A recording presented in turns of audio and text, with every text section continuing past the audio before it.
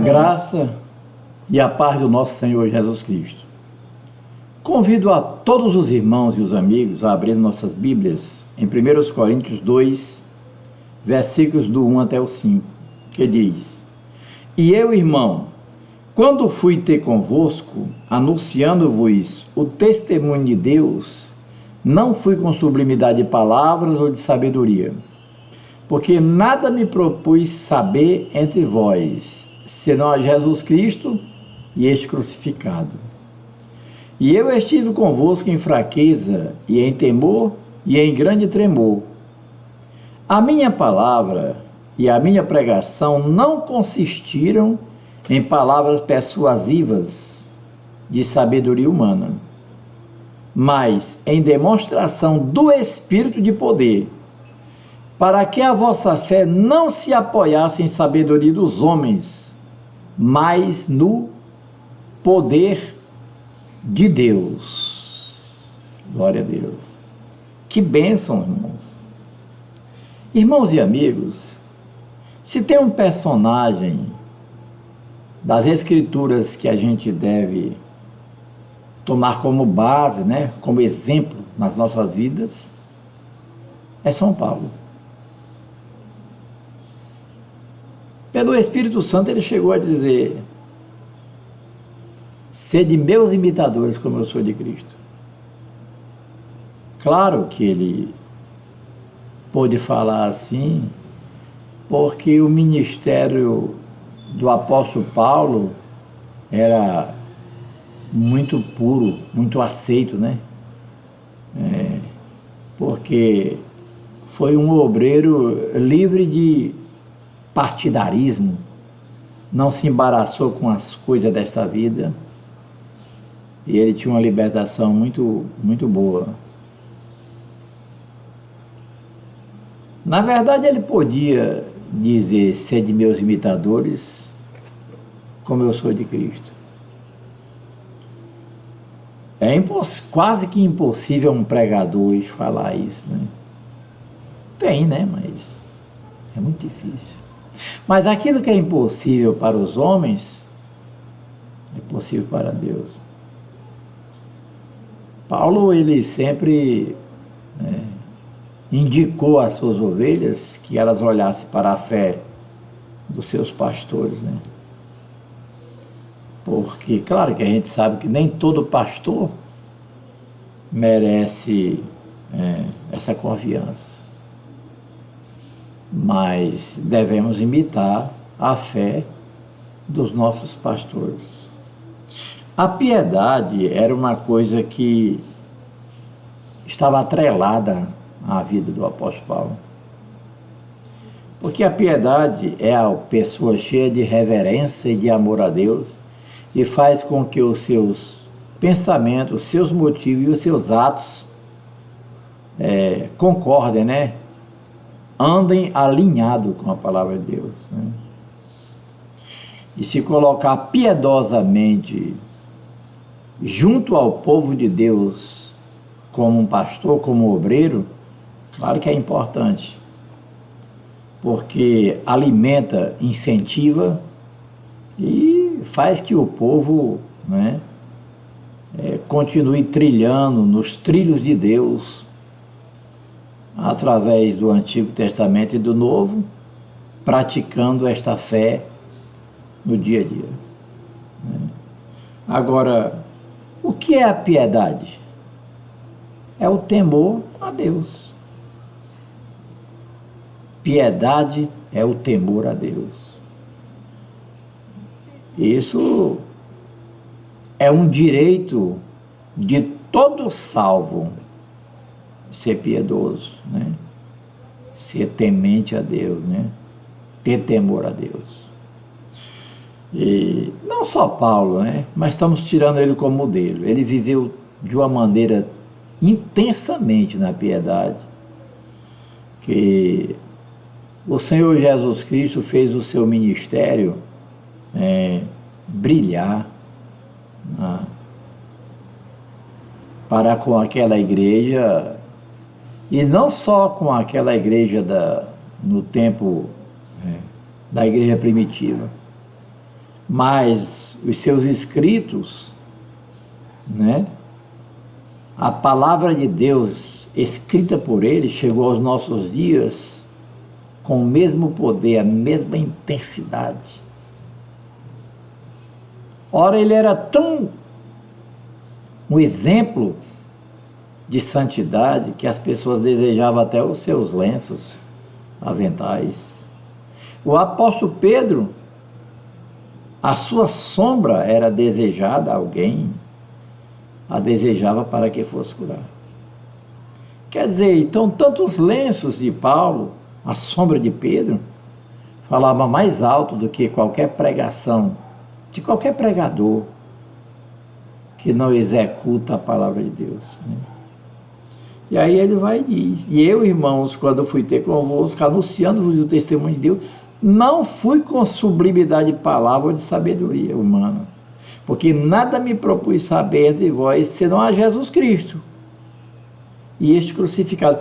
Ele queria saber de Jesus Cristo, e eu estive convosco em fraqueza e em temor, e em grande tremor. A minha palavra e a minha pregação não consistiram, não se apoiavam em palavras persuasivas de sabedoria humana, mas em demonstração do Espírito e de poder. Para quê? Para que a vossa fé não se apoiasse em sabedoria dos homens, mas no poder de Deus.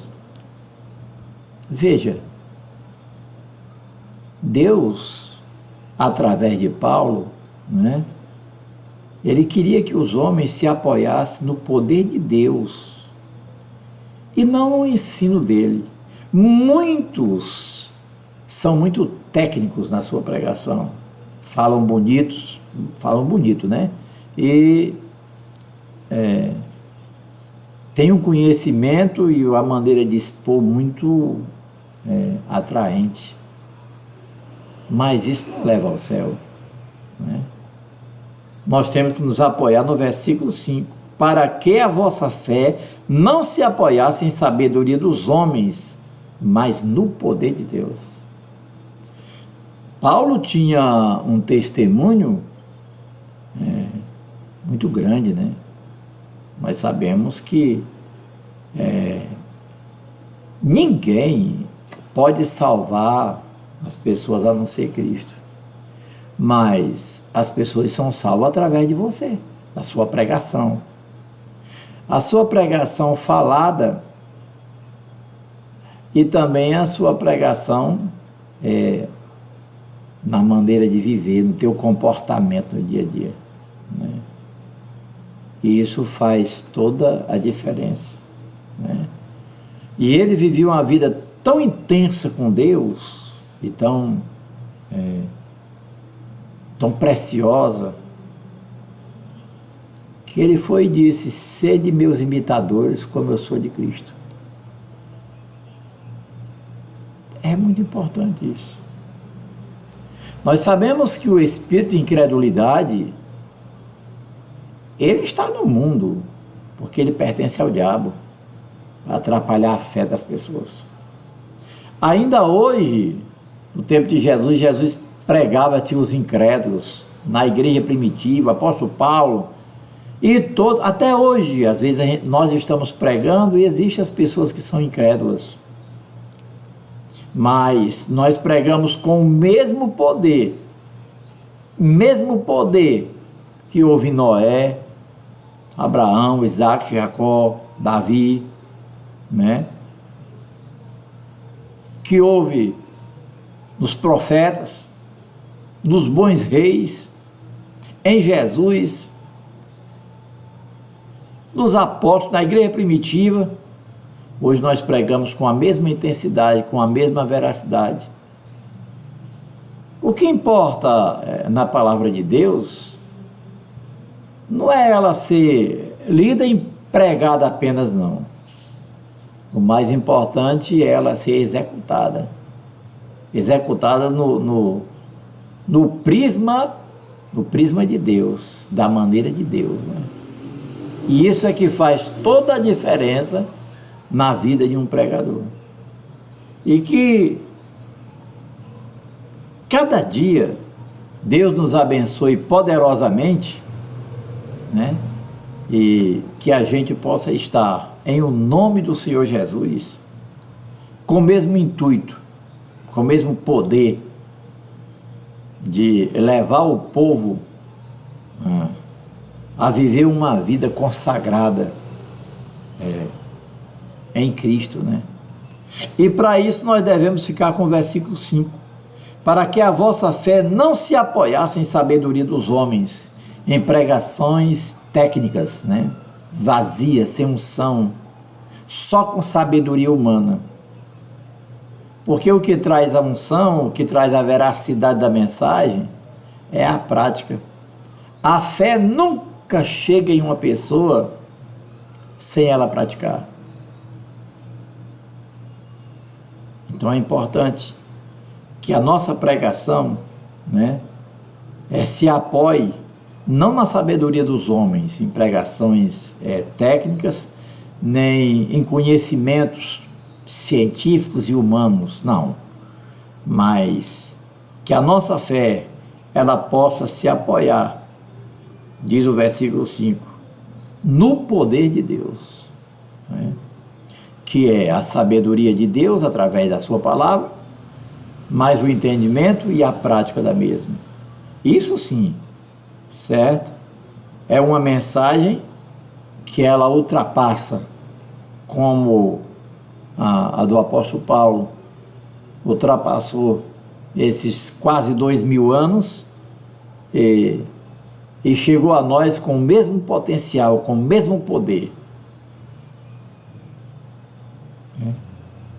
Que Deus nos abençoe grandemente, tá? E que cada dia a sua mensagem seja uma mensagem gloriosa para levar ou trazer as pessoas que ainda não estão em Cristo, trazê-los aos trilhos do céu, né? Através de uma pregação não de sabedoria humana, né? Mas no poder de Deus, certo? Como está em 1 Coríntios 2, versículos do 1 até o 5. Então que Deus nos abençoe grandemente.